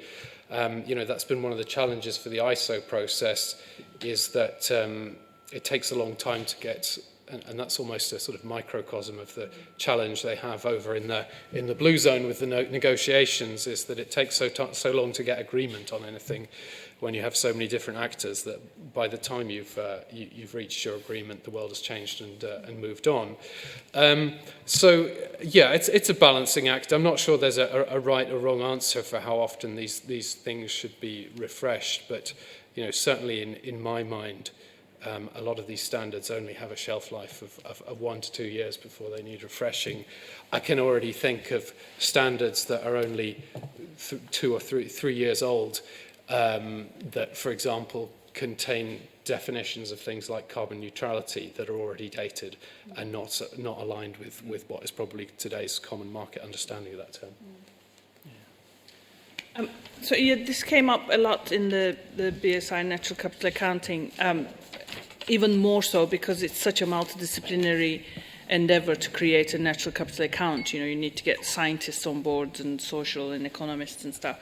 The way that we avoided it in the first version of the standard, at least, is by not making a reference to a particular framework or set of indicators or a classification, but acknowledging the list that is out there and encouraging people to find the one that's most appropriate for their context. But also to help them in that selection, we tried to put criteria that they should consider. And I think that criteria is pretty set. It comes from, you know, decades of work. What does good look like? What does appropriate look like? And then can you document how you selected the right data? And I think we also need to, we haven't mentioned this, but UKRI, the research and innovation funders, they are more keen than ever to make sure that the science they fund is practical, it has practical use immediately. And they would, I'm sure, to wait to hear from BSI saying, we're doing these standards, we don't know what's best, we don't know how to put the users of standards in touch with the best sources of data. Can we do something together? Because they know best science, but they don't have the reach out, and you've got the demand coming forward. So I think it would be good to keep that kind of thing in your mind, David. Yeah, and I know if you want to come back in. I think another reason why, I should say again, it's not BSI or ISO, it's the experts we convene, will typically approach a topic that is recognised as moving quite quickly by saying, well, can we just lock down some principles? Because, and again, I'm straying into an area I don't know as much as the panel about, but I think compared to something which is, as I said beforehand, that's why, in a way, me saying it was useful. If something's requirements, which is more pass-fail criteria, that possibly is more likely to be dated in a few years' time, whereas actually if you have high-level overarching principles of what good looks like, possibly sustainable finance or other sectors, you think actually that's not really going to change much, because that is just sensible good practice, and then out of that can then come specific other standards that then evolve. Peter? Etche made all the points I wanted to make. The sort of comply and explain approach is very good as well. That enables you to move ahead of where perhaps the minds were when the standard was originally set, but it's sticking to that sort of principle-based approach. But there is one other thing I wanted to say, and that is that in terms of driving something which is a dynamic standard, if you like, is to ensure that you're relying on perhaps pointing towards people to organisations who are updating with the science, and we're very fortunate. For example, we have the Committee on Climate Change here in the UK, which is producing regular reports updating what the situation is, and you can point people at those things. At the international level, we have the IPCC report. I think there's a really interesting question, building on what UKRI are saying, but actually at an international level, as to whether we should have effectively an IPCC net zero report, community of science, which actually puts the best information forward. Because I think there is a challenge in this going forward in keeping the information flowing much more quickly from when the academics have a clear understanding of something, from when you have actual information of utility, for example, in the financial sector. Sorry, can I just jump in there, because that's superbly important. I think I am on the climate change committee, so I know how difficult it is to pull that evidence together. But where the gap is interpreting climate change risks. So the committee will tell you what the risks and impacts are, but it doesn't tell you what does it mean for an individual company or an asset class or a particular investment fund. That job is not done, and it cannot be done centrally. So there is research to be done for you to create these accounts or disclosures or ESG reports, whatever methodology you're going to use. The time is now to interpret IPCC, CCC type risk information for your own investments. I don't know who'll do it, but I'm sure people will tender if you put it out. I know who's doing some of that. Because I spoke to them yesterday. Who did I speak to? I think it was the Association of British Insurers. So, to your point, there's lots of information, and it's coming through all the time. How on earth do we stay on top of it? Not individually, is my answer. So some of the C words, there was lots of C words mentioned at the start: confusion, coherence, collaboration, complexity, lots, coordination. So I think we need radical coordination and collaboration. I think competition law stops us doing a whole bunch of stuff. We can't let it stop us. We've got some really big problems to solve here. And so I think that's where industry bodies are quite good. So the ABI and the Climate and Financial Risk Forum from the PRA and the FCA brings people together to look at some of these problems. And we're doing something, because I have to write something, about taking the scenarios and the IPCC stuff and then saying, what does that mean for the different sectors in society? And it might not be the right answer, but for lots of smaller life and pension companies or asset managers, they just don't have the resource to do it themselves. So it's like a choose your own adventure, right? So let's look at the happy path scenario where we do transition. How might that impact different sectors? How might it impact different financial services players? And then we've kind of shared the homework and shared it around the industry. And I think if we work on that radical collaboration model, then it can help drive the thinking forward faster. And I think then there's still space for that competition and doing your own thing. But I don't think we can go at the speed of the slowest participant. Like, I think we need to pick them up and carry them, and we need to just move faster. Okay, I hope that answers the question. I'm not sure who's up next, but go on. Yes. Thank you very much for this wonderful and insightful discussion. My question is about the S in the ESG, because we have touched a lot about the environmental and the governance issues, which is all wonderful, but we talked about rebuilding it together and, as you say, picking up the slowest participant. How important do you think it is to engage a diverse group from the foundation upwards? And how would you go about in each one of your respective organizations in ensuring this diversity, equality, and inclusion in this conversation? Because I think that is really fundamental. Thank you. Actually, and one we were going to probably discuss. I had it on my list of questions, and then we went in other directions. But I think hopefully usefully. But I think we are right. We mustn't forget the S or the G. But picking up on the S, who would like to take that one? I can kick off. Yeah. So I think from the FCA, the conduct regulator point of view, from the sustainable finance strategy over the course of the last sort of 3 years, the initial focus has been on climate. I think there's a really kind of clear link between climate risk and stranded assets and financial sector risk. So it was almost sort of the easy place to start in a way. But as our ESG kind of resourcing and strategy is evolving and developing, we've actually announced today that we will be expanding our focus much further into the S and the G. We think that's a really logical place to kind of go next and to deepen our expertise as an organisation. So we already do some work on these topics within the FCA. So, for example, we released a diversity and inclusion discussion paper this year, looking at D&I within the financial system, financial services sector. And we've kind of done a lot of work on governance through things like the senior managers regime. But we want to kind of bring this all together and look at where to go next. So that is a big focus of our forward plan. I don't know if others want to go. I think everyone wants to respond to this, which is great. It's a really good question. Ajay, I saw your finger up first. I can start. So I think you're right. Economists used to just be obsessed with the Pareto efficiency, as they call it. You know, as long as the total benefits are greater than total costs, let's go ahead. And we have to change, the Treasury has to change the Green Book to say actually distribution of benefits and costs are just as important. We talk about just transition a lot, just adaptation. You can, when you look at the climate change risks data, you can see even for UK, if you overlay the map of flood risk and or map of drought risk with socioeconomic data, you'll see that the highest risks are where most people live, and other data shows that the people who are already in the lower socioeconomic groups are already in bad housing conditions, for example. They're going to have more health impact from overheating in the summer or not good insulation in the winter.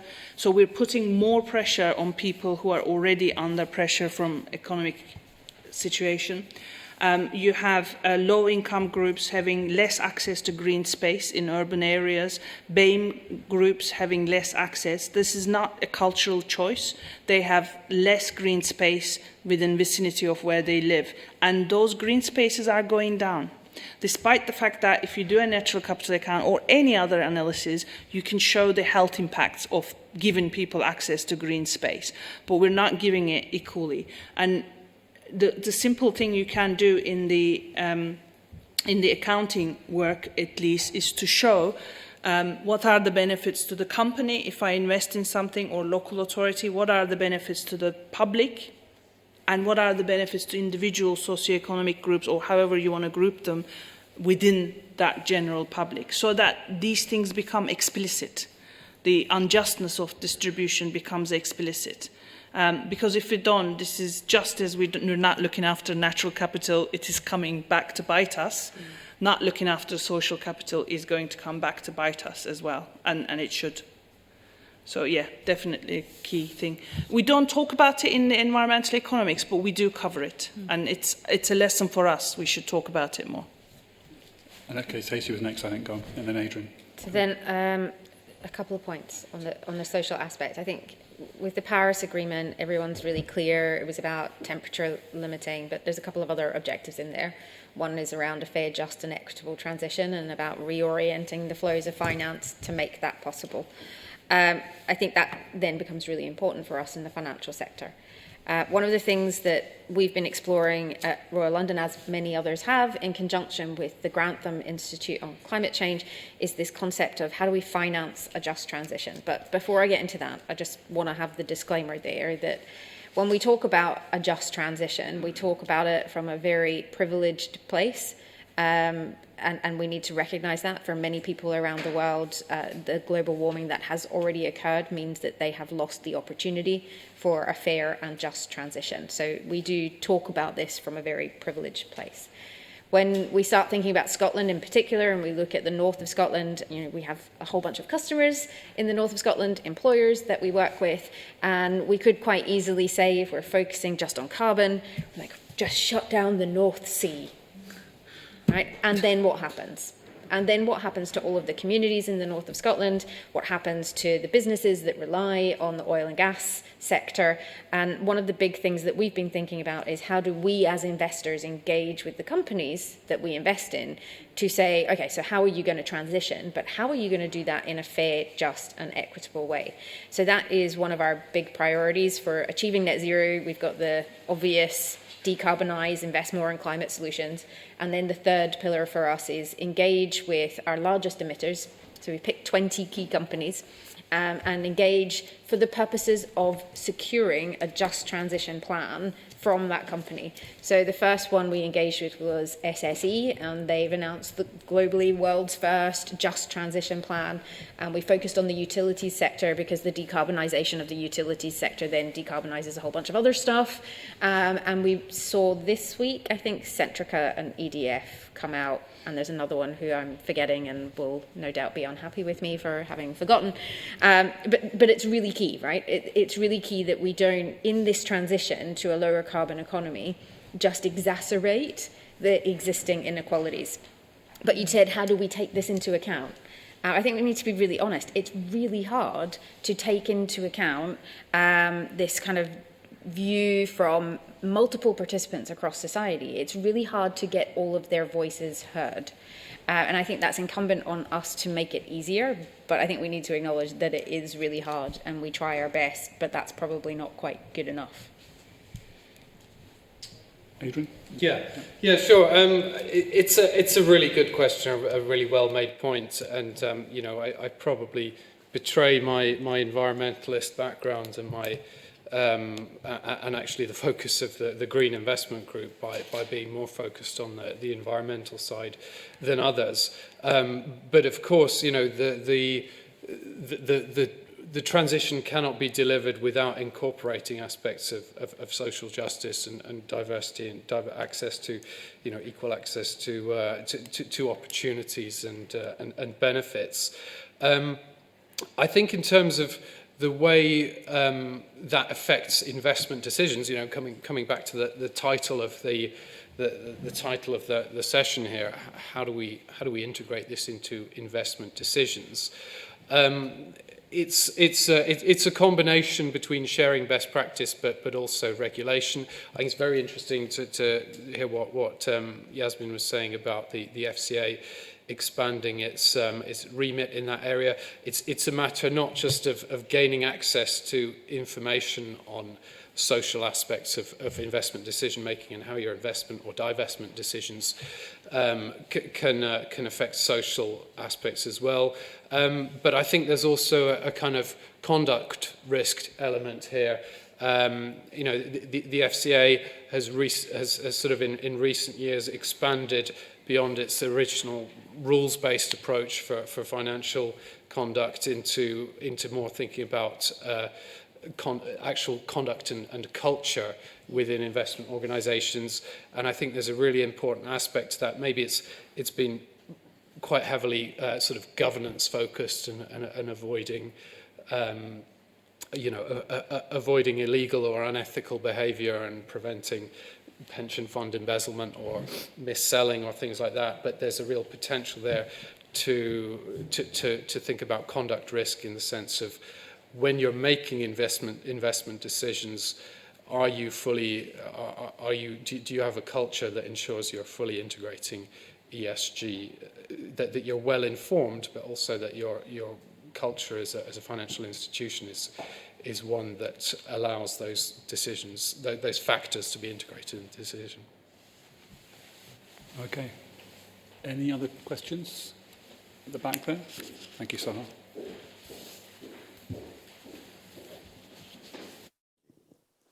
Hello, Colin Mackey, Head of Environmental Markets at DEFRA, the UK Environment Department.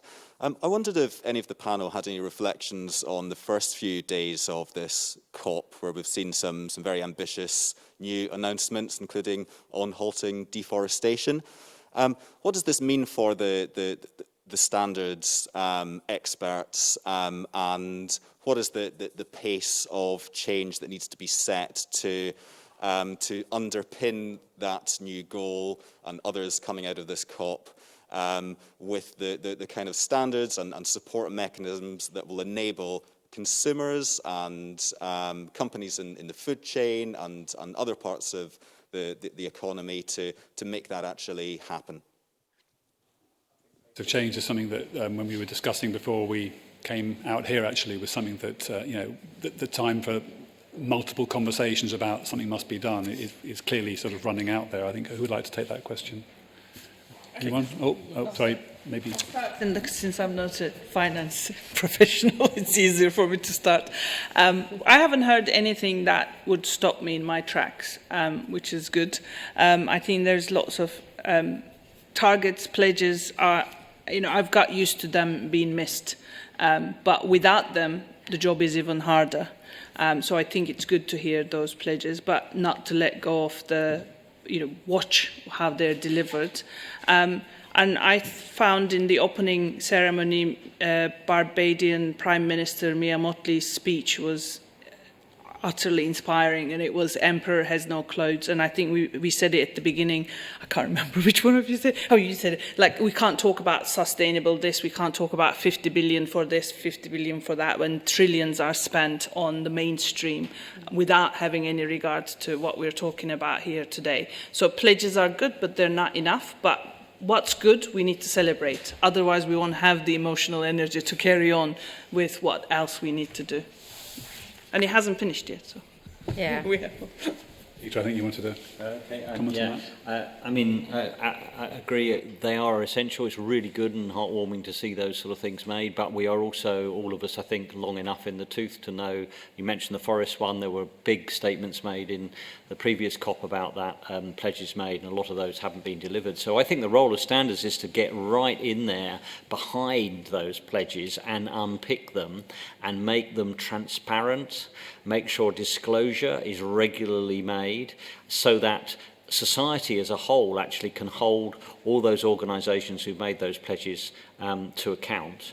The one thing I would call out that I think is very different in this COP to anyone before is the volume of pledges which come from the private sector and the different mechanisms we have to hold the private sector to account. And we've been talking about that already quite a bit in the panel, and standards have a role there, but also in terms of the duties that can be imposed on those running those companies. I think that's a really healthy development, because I think before there's been a tendency for people to say, well, the governments have made their big statements, it's up to the governments to deliver this for society, and they can't do it alone. They need to do it in partnership. And I think this is the first COP where that feeling of partnership in at least the pledge setting has come through, rather than a lot of the audience standing by and waiting for perhaps only one cohort to put those pledges on the table. So that's where I get my hope. Anyone else like to? Reflections on the first few days. So I was starting to get, quite despairing in the run-up to COP. I was thinking, oh God, are we going to do it? Is it going to be horrifying? I was really quite hopeful. I think if you're working in this field, you oscillate, right, between hope and despair and hope and despair. It's quite a roller coaster ride. I had a lovely conversation, which is recorded, you can find it on the internet, with Professor Tim Jackson, and he quoted poetry at me when I was like, is there any hope? And he quoted Emily Dickinson, who I'm not going to quote because I can't remember the words. But essentially, it's about the fact that as humanity, we hold hope in our hearts. But the opposite of despair is not hope. The opposite of despair is action. Right? And so I think the opening speeches are very much like a best man speech. Like, nobody's going to come out and go, oh, don't marry that guy, right? Everyone's going to come out and go, oh, we've got the best hopes and it's going to be amazing. So I think, take it with a pinch of salt. But what I hope comes out of it is action. And I think to that point on standards, that is the role, right? Is to help go from ambition to action. How do we take from theory and put into practice? That's where standards and regulations can come in. So I think I'm currently on the upswing of hope, but we shall see what comes out of today. Yeah. Okay, Adrian, I think Katie just wrote my summing up of the entire 2 hours, but better than I could have done, and more poetically as well, Adrian. Yeah, no, there's not much actually that the fellow panelists haven't said that I was going to say, but I guess just, initial reactions are that the negotiations and, what's happening on in the blue zone is incredibly relevant for setting the setting the pace of transition, especially where that relates to emerging markets.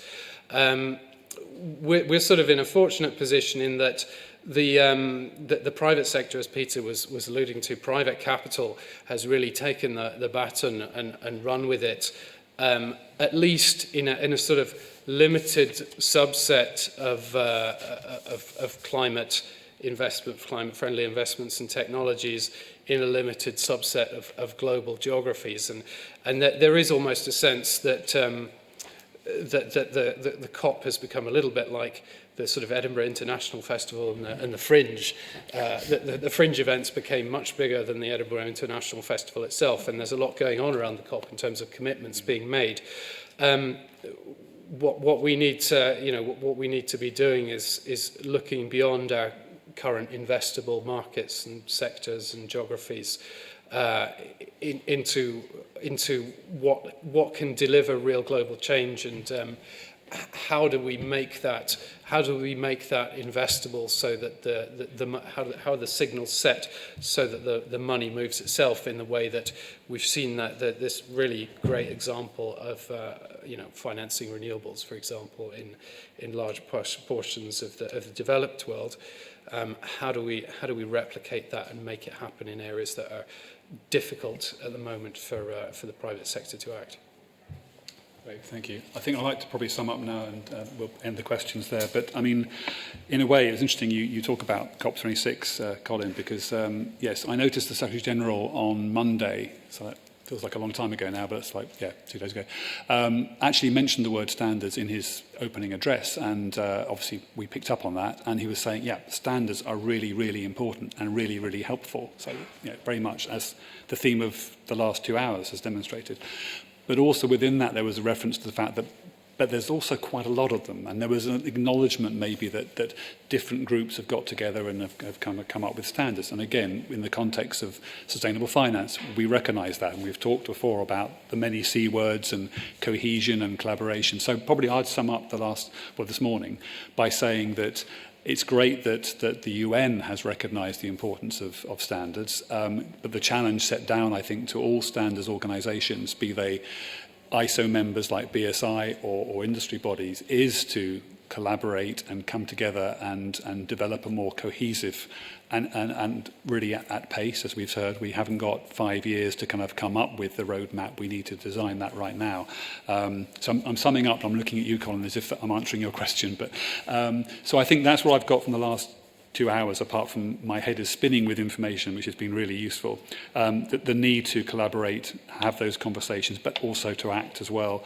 I think all parties, and hopefully that's reflected by the people we have on the panel, clearly have their part. We heard from the Minister about the role that government have, the procurement, the buying power, that gives them that ability to kind of really affect change at a sort of, macro top level, but all parties have their role as well. Peter, I think, made the reference to the fact that within this ecosystem there's a hugely vital role for standards to work alongside regulation. We always say at BSI that standards support and work alongside regulation. Regulation sometimes says this is what you have to do, and standards say how to do it. And it's picking up maybe on what Edgar was saying about national capital accounting and this idea that it's very complex and you need something to kind of help unscramble that, and a standard can really help there as well. I think we've heard about from the question we had there about the need for the transition to be just as well. So standards bodies need to be super inclusive. I'd like to think they already are, and we go out of our way to make sure all the right people are in the room at the right time. But I think that means that on any topic affecting net zero issues, we need to be thinking about the societal people component and not just the environmental and nature in a more academic, scientific sense as well. So I think probably, I guess I'd sum up by saying something I read at the weekend, which said that the word crisis, and we would all agree, I think, there's a climate emergency, a climate crisis, that's why we're here. But the word crisis from its original Greek actually means turning point.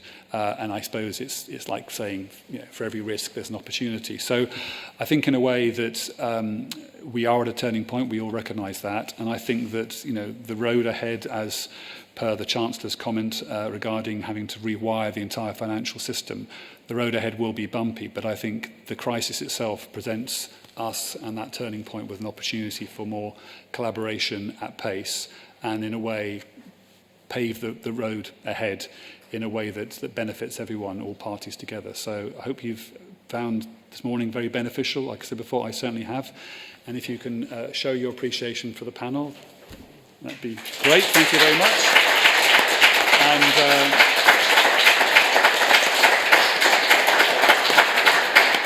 thank you very much. And again, a final word of thanks to the Scottish Government for inviting BSI to host this, and all the AV team and all the events team at Team Scotland. Thank you very much for getting us this far and getting us to this point. And again, thank you. And wish you all well for a safe journey home, and those watching online, again, stay safe and hope you benefited from this. And if we haven't answered your questions online, then we'll hopefully respond with some FAQs. But thank you very much, and enjoy the rest of the day. Thanks. Thank you, Peter. Thank you, everyone.